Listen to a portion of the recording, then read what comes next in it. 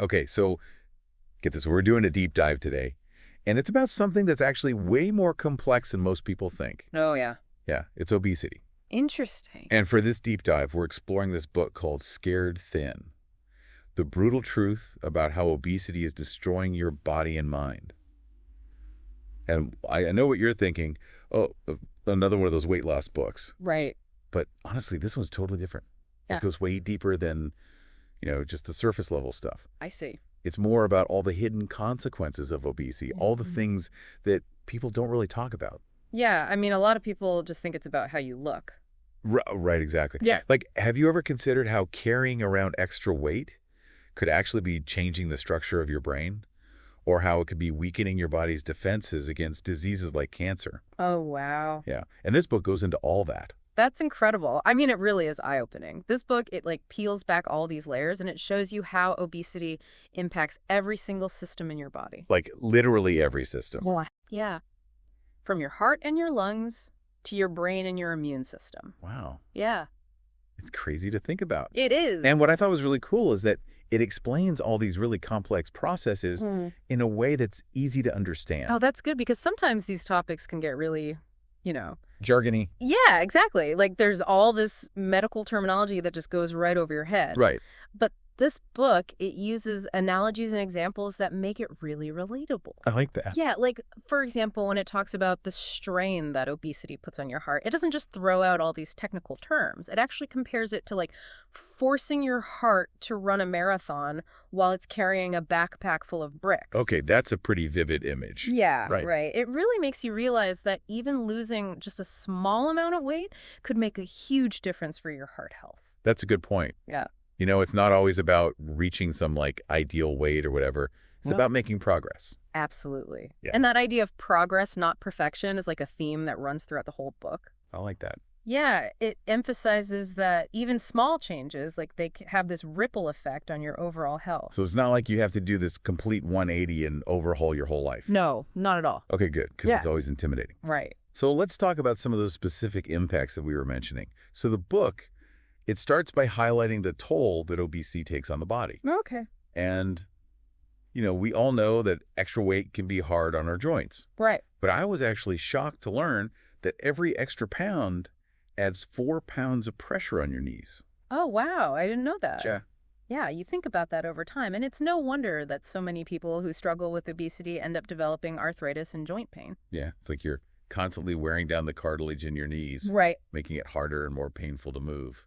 Makes sense. And then there's the impact on our metabolism. The book explains how obesity actually transforms fat into this active organ. Oh, wow. That disrupts our hormones and throws our whole system off balance. Yeah, it's not just stored energy anymore. So it's like it takes on a life of its own. Yeah, in a way. I mean, fat cells, they start producing hormones and inflammatory molecules that actually interfere with how our body uses insulin. Uh-oh. And that's when you start to see issues like type 2 diabetes developing. And, we all know that diabetes has a whole host of other complications. Oh, yeah, for sure. But what about the other organs? Mm. So Scared Thin, it talks about the liver and something called NAFLD, which stands for non-alcoholic fatty liver disease. Right, NAFLD. Yeah. Have you heard of that? I have, actually. Yeah. Yeah, it's basically what it sounds like. It's a buildup of fat in the liver that's not caused by alcohol. Interesting. Yeah, and it's becoming more and more common these days, probably because of, the rising obesity rates. That makes sense.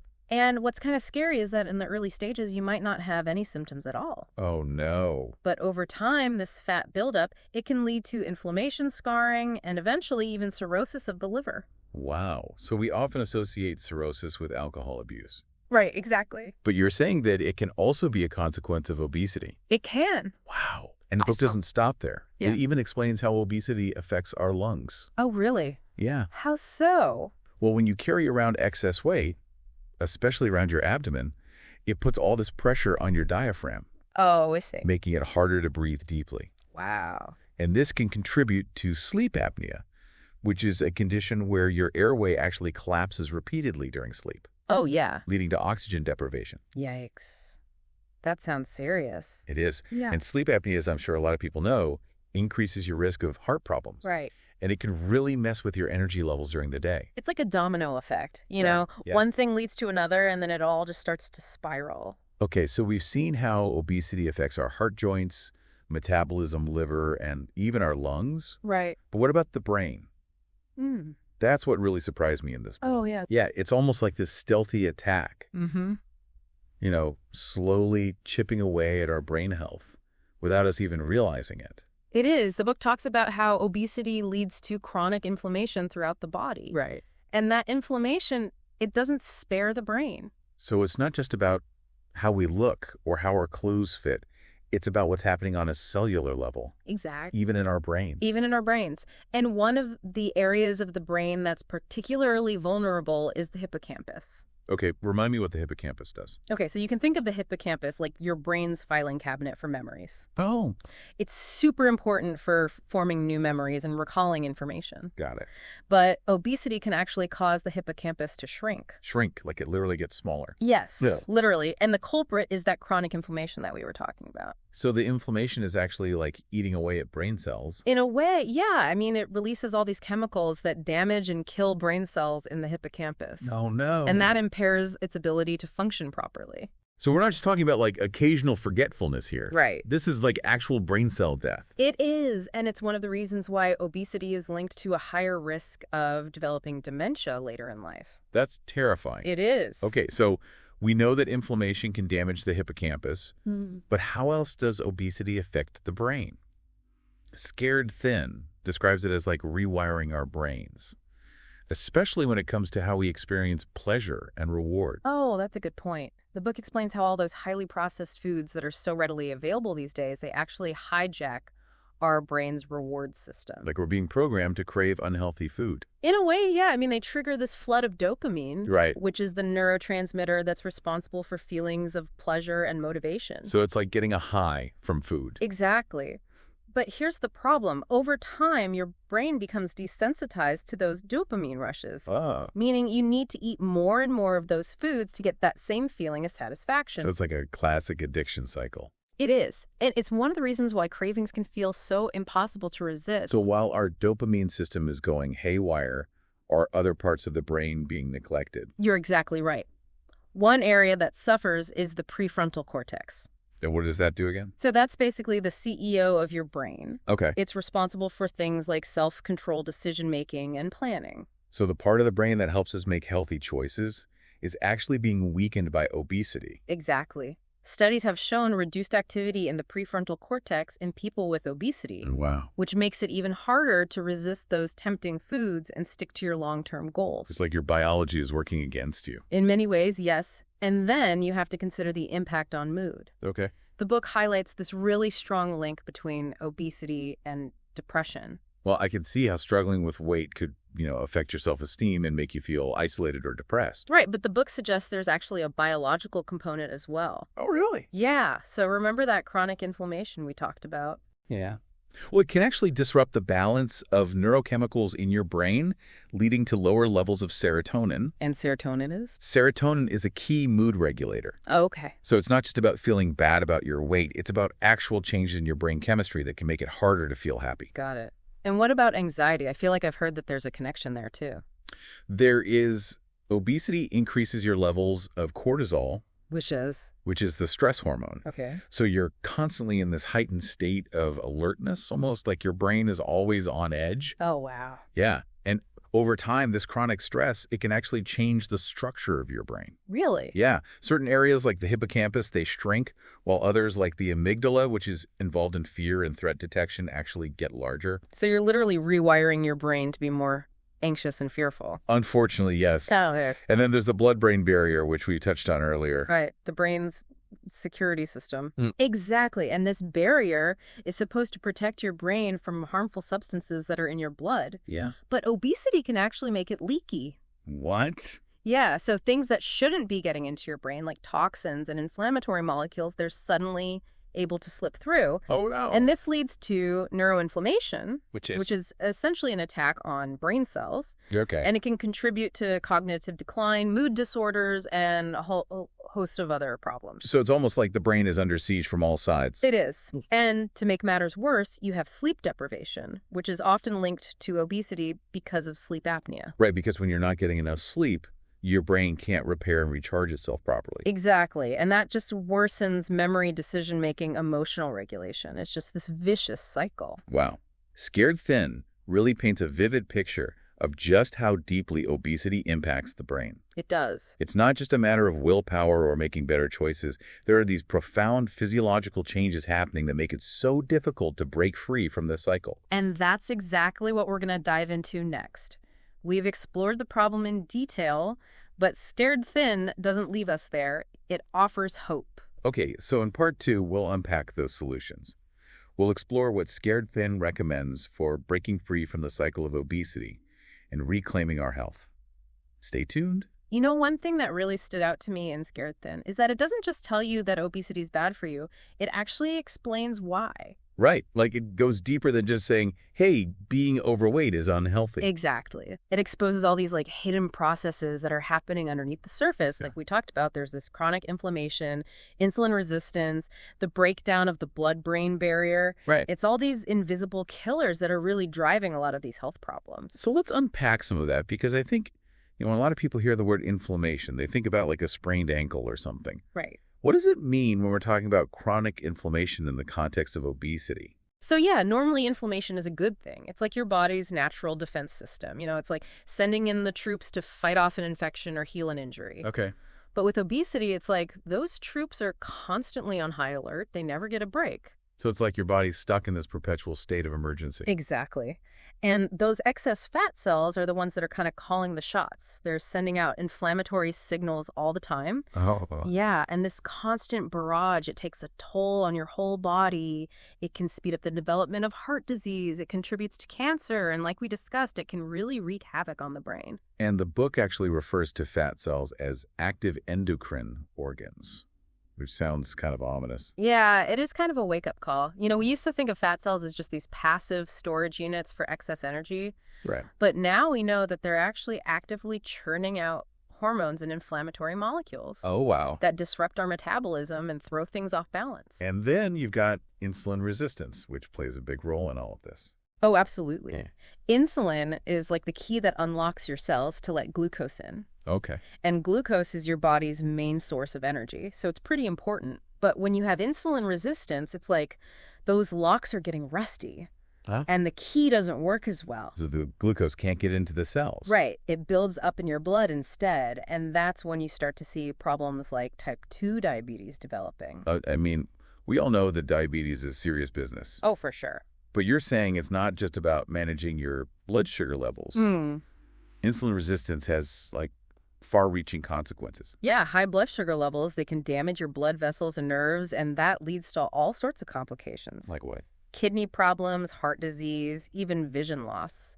Wow. Yeah. And then there's the link to Alzheimer's disease. Oh, right. The book mentioned something called type 3 diabetes. Exactly. That's a relatively new term, but some researchers are using it to describe this connection between insulin resistance and Alzheimer's disease. How did that work? So your brain needs glucose for fuel. And when insulin signaling is all disrupted, it's like your brain cells are starving. Oh, no. Yeah. And that can lead to cognitive decline and increase your risk of dementia. Wow. So taking care of your insulin sensitivity, it's not just about preventing diabetes. Right. It's about protecting your brain as well. Exactly. And then we can't forget about the blood-brain barrier. Yeah. We touched on this earlier, but it's worth revisiting. Okay, I'm listening. So think of it like a security system for your brain. It's designed to keep harmful substances out. Okay. But obesity weakens that security system. So hackers can get in. Yeah, in a way, Yeah. It makes the blood-brain barrier leaky, so things that shouldn't be getting into your brain, like toxins and inflammatory molecules, can suddenly slip through. And that can't be good. It's not good at all. It contributes to that neuroinflammation that we were talking about, and it exacerbates everything from cognitive decline to mental health disorders. Wow. It really highlights how interconnected everything in the body is. Okay, so we've got this trifecta of trouble. You've got inflammation running wild. You've got insulin resistance messing with our metabolism. Right. And you've got the blood-brain barrier springing leaks. What else is contributing to this vicious cycle of obesity? Well, Scared Thin also talks about the gut microbiome. Okay. The gut microbiome. Yeah. You've probably heard about this. It's basically all those trillions of bacteria that live in your gut. Right. And they're not just hitchhikers there. No, they actually play a really important role in our health. Okay. But what we eat, especially those highly processed foods that we keep talking about, they can really disrupt the balance of those bacteria. And what happens when our gut bacteria get out of whack? So it's called dysbiosis, and it can contribute to inflammation. It can influence our brain through what's called the gut-brain axis. Okay. And it can even affect things like mood, cognition, and cravings. So it's like this whole intricate web of connections between our diet, our gut, and our brain. Exactly. And that brings us to the behavioral side of the cycle. It's not just biology that's working against us. We also develop these habits and fall into these psychological traps that make it really hard to break free. Like what? Give me some examples. Okay, well, for starters, those processed foods, they're designed to be hyper-rewarding. They hijack our brain's reward system, flooding us with dopamine, which makes us feel good in the short term. Right. But just like with any drug, we build up a tolerance and need more and more to get that same effect. That's the addiction cycle we were talking about earlier. Exactly. You start craving those foods even when you're not truly hungry. And then there's that leptin resistance thing. Oh, yeah. Leptin is a hormone that basically tells your brain when you're full. Okay. But as you gain weight, your body becomes less sensitive to leptin signals. So you keep eating even when your body's saying, okay, I'm good. Exactly. Oh. And then on top of all of that, your metabolism naturally slows down as you gain weight. Oh, great. Yeah, making it even harder to burn those calories. It really feels like we're fighting an uphill battle here. It can. And then there's the psychological toll of dieting. Ugh, yes, dieting. Restrictive diets, they can actually backfire. How so? So when you deprive your body of food, it goes into survival mode, and that triggers intense hunger and cravings. It's like it thinks it's starving. Right. And so you end up yo-yo dieting, losing weight only to gain it all back, and often even more. It's a vicious cycle. It's incredibly common, and it's really damaging to your metabolism long term. And then there's emotional eating. I think we all do that to some extent, turning to food for comfort when we're stressed or sad or bored. Oh, yeah, absolutely. Yeah. Food can be a really powerful emotional crutch. Yeah. It's a natural human response, but it becomes a problem when it's your primary coping mechanism. For sure. And then, of course, there's the sleep deprivation, which we talked about. Right. Lack of sleep, it messes with our hunger hormones and makes us crave all those high-calorie, sugary foods. It's true. It really feels like all of these factors are conspiring to keep us trapped in this cycle of obesity. It does. And then you add in this concept of the body's set point, and it feels even more daunting. Oh, the set point. Wait, set point. What's that? Okay, so this is fascinating. Your body actually has this weight range that it considers normal. Right. And it fights really hard to maintain that weight. Mm-hmm. And in people with obesity, that set point is higher than it should be. So even if you lose weight, your body might resist those changes and try to pull you back to your old weight. So even when you're making healthy choices, your own biology might be working against you. In a way, yes. But here's the key takeaway. It's not about blame or willpower. It's about understanding this complex interplay of factors and finding strategies that work with your biology, not against it. Okay, that's a much more empowering way to look at it. Right. So we've explored the problem in depth. Now let's talk about solutions. Yes. Scared Thin doesn't just leave us hanging there, does it? Absolutely not. In fact, one of the most impressive things about this book is its emphasis on hope and the body's amazing capacity for healing. Well, that's good to hear. It's not about quick fixes or fad diets. It's about creating sustainable lifestyle changes that support long-term health. Okay, so in part 3, we're going to dive into those specific strategies. We'll explore what Scared Thin recommends for reclaiming our health and well-being. Stick around. Okay, so we've really gone deep, haven't we? Exploring all the ways obesity impacts us. Yeah, it's a lot to take in. But Scared Thin doesn't just, leave us stranded down here. No, it doesn't. It actually gives us a way out. Yeah, a roadmap for reclaiming our health. Exactly. And Yeah. what I found really helpful is that it really emphasizes this idea of working with our biology. Right, not against it. Exactly. Yeah. So where do we even begin? I mean, it can feel kind of overwhelming. Yeah. When you think about all those different factors we talked about. Right, with the hormones and inflammation and the gut microbiome. Exactly. Where do you even start to make changes? Well, like with most things related to health, I think it all starts with nutrition. Okay. But Scared Thin isn't about, those restrictive diets or deprivation. Okay. It's more about making gradual, sustainable shifts towards a way of eating that nourishes your body and helps to regulate those hunger hormones that can get so out of whack. Right. So what does that look like in practice? So think real whole foods, things like vegetables, fruits, lean proteins, healthy fats, whole grains.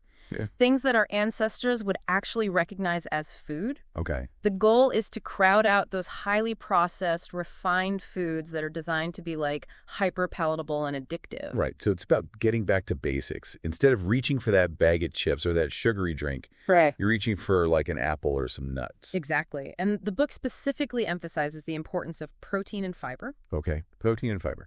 Protein helps you feel full and satisfied, and it also boosts your metabolism, which means you burn more calories throughout the day. Okay. And then fiber slows down digestion and helps keep your blood sugar levels stable so you don't get those energy crashes and cravings. This is about feeling energized and satisfied. Right. Not deprived and hungry all the time. Exactly. And by cutting back on sugar and refined carbs, you can actually help reverse insulin resistance. Lower inflammation and even reset that set point we talked about. Right. So your body will naturally want to settle at a healthier weight. Exactly. So it's not just about losing weight. It's about changing your body's internal environment so it can function optimally. I like that. So food is the foundation. But I'm guessing Scared Thin doesn't stop there. What about exercise? Oh, absolutely. Movement is crucial. Okay, good. And it's not just about burning calories. Mm? It's about resetting your metabolism, balancing your hormones, and even rewiring your brain. Well, rewiring our brains. Tell me more about that. Okay, so exercise increases the production of something called BDNF. BDNF. Yeah, brain-derived neurotrophic factor. Okay. But you can just think of it as fertilizer for your brain. Okay. Brain fertilizer. It helps your brain cells grow and make new connections. So it's helping to repair some of the damage that obesity has caused. That's a great way to think about it. Mm. Exercise actually helps to reverse some of those negative changes that happen in the brain with obesity. Yeah, it improves your cognitive function, boosts your mood, reduces anxiety. Okay, I'm sold on exercise. What types of activities does Scared Thin recommend? So the book suggests aiming for a combination of strength training and aerobic exercise. Okay.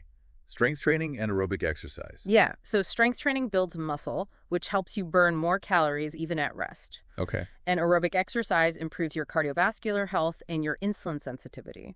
So like lifting weights a few times a week and then going for a brisk walk or a run or a swim. Exactly. And the key is to find activities that you actually enjoy and that you can stick with. Right. It shouldn't feel like a chore.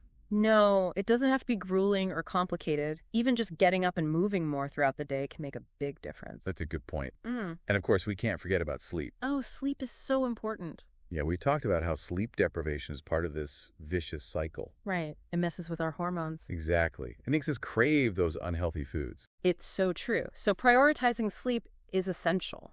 It's when your body repairs and restores itself. Okay. And it's crucial for regulating those hunger hormones, reducing your stress levels, and improving your overall well-being. Okay. Easier said than done for some people. Yeah, well, But definitely worth striving for. for sure. Now, we've talked a lot about the physical aspects of obesity, Right. but Scared Thin also acknowledges that there's a huge psychological component to this whole thing. Oh, absolutely. So what does the book recommend for addressing things like emotional eating and negative self-talk?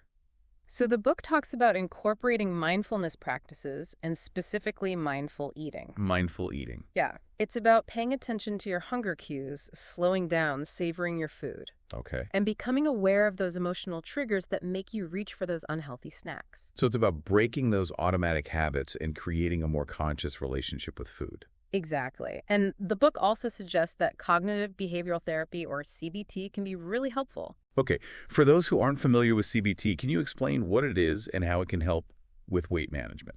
Sure, CBT is a type of therapy that helps you identify and change negative thought patterns and behaviors. Okay. So, for example, if you're constantly beating yourself up about your weight or feeling like you'll never be able to lose it, Right. CBT can help you challenge those thoughts and develop more realistic and supportive self-talk. Okay. It can also give you tools to deal with cravings, manage stress eating, and break those unhealthy habits that are keeping you stuck. So it's about rewiring your thinking, not just your body. Exactly. And Scared Thin also emphasizes the importance of social support. Don't be afraid to reach out for help, whether it's a therapist, a dietitian, a workout buddy, a support group, or even just an online community. Having that support system can make a huge difference. Oh, it's so much easier to stay motivated and on track when you have people in your corner cheering you on. Absolutely. And then lastly, Scared Thin acknowledges that for some individuals, medication or surgery might be necessary. It's not a one-size-fits-all approach. Right. There are new medications available that can help regulate appetite and promote weight loss. Okay. And for some people, bariatric surgery might be a life-changing option. Well, I think we've covered a lot of ground today. Scared Thin is such a comprehensive and insightful book. It is. It's not just another weight loss book. It's like a deep dive into the science of obesity. And a powerful call to action. Exactly. So for anyone listening who's feeling discouraged or overwhelmed by the challenges of obesity, Right. just remember, you're not alone. There are solutions out there and there is hope. Absolutely. So start by making small, sustainable changes to your diet and lifestyle. Seek out support when you need it and celebrate every victory along the way. Your health is worth it. It really is. Yeah.